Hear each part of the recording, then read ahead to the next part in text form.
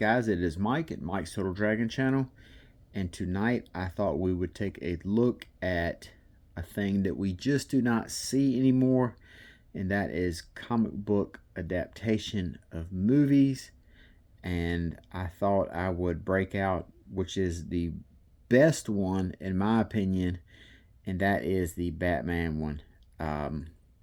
When I was a kid, when I was younger, comic book movie adaptations was definitely a thing. Every big action movie, sci-fi movie, any type of nerd type movie was made into had a comic book adaptation. Star Trek, Ninja Turtles, Indiana Jones, Total Recall. They all had movie adaptation. Rambo, they all had movie adaptations to them. I don't know if Rambo had one or not, or if that just was a book.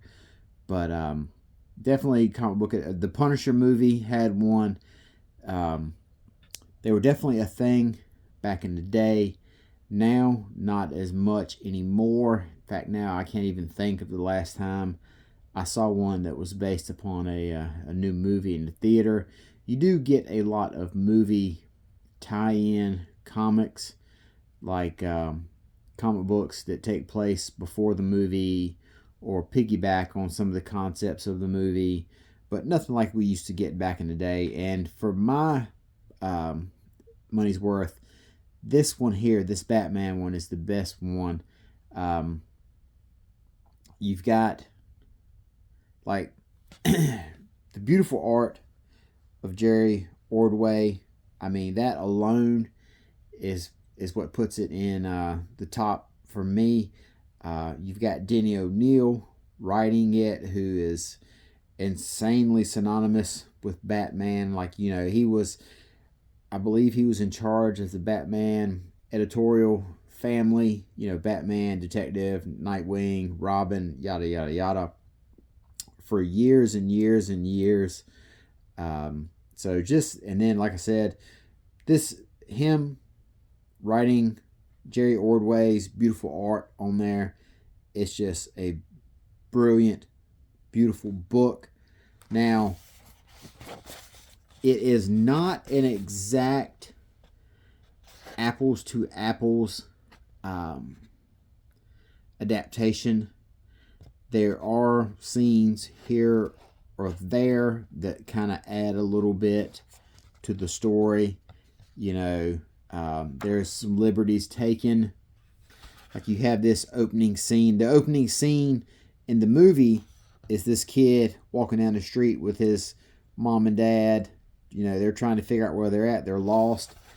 And it's just really a straight scene. But what Jerry Ordway does is he takes it, he puts it into like a roll of film, and he has the people watching the movie in the background, like everyone's in the theater.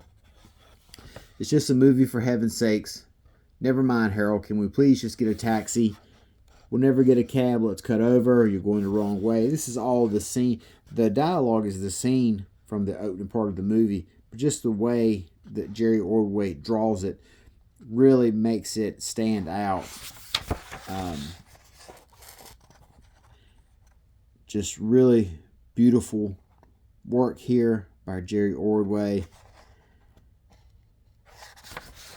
And then, of course, everyone has seen this scene right here where Batman first shows up. He defeats these crooks. Tell all your friends, I am the Knight. Then we see, this is Jerry Ordway's version of Jack Nicklaus. So you get a very, although it's not an apples to apples comparison to the movie, like I said, it is a very faithful adaptation. He has all the characters here. He has a very good likeness. Kim Basinger as Vicky Vale. Nicholson as the Joker. I believe his name is Jack Palance. He's the guy who sets up the Joker calls the cops on him.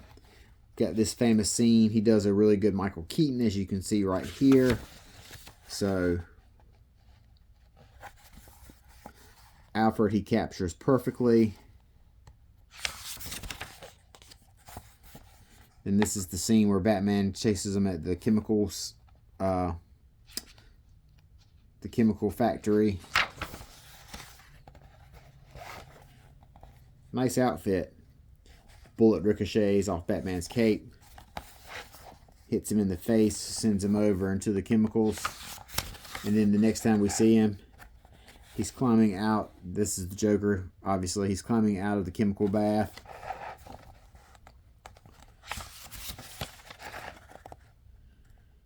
Then this is the plastic surgery scene. He looks at himself, goes insane. And this is brilliant right here. That's just such a great likeness of Nicholson's Joker, you know. But I'm not going to go too far into the rest of it. We all know how the movie goes. We've all seen it a million times so at this point. But definitely, for my money's worth, this is the gold standard for movie adaptations. You know, first of all, it has a very solid creative team on it. Far too often you would see movie adaptations and the talent on there would be, you know, B or C tiered guys who are not as well known. And this right here, Batman, DC just put 2 stars on it, Ordway and Denny O'Neil. So they put their best talent out there, you know, and there's a million videos on YouTube about what a phenomenon Batman 89 was. And if you haven't seen any of them, I highly recommend. There's got to be a ton of them out there. But it really, Batman 89 really did change the landscape of not only of comic books, but it also changed how Hollywood delivered us summer movies. And Batman was what led the charge of that. So this is my favorite comic adaptation.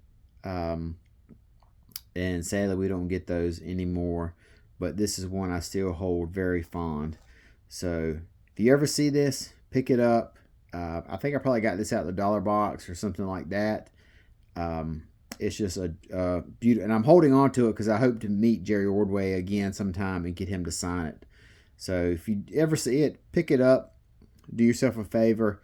It's got beautiful, beautiful Jerry Ordway art in it. So Batman movie adaptation.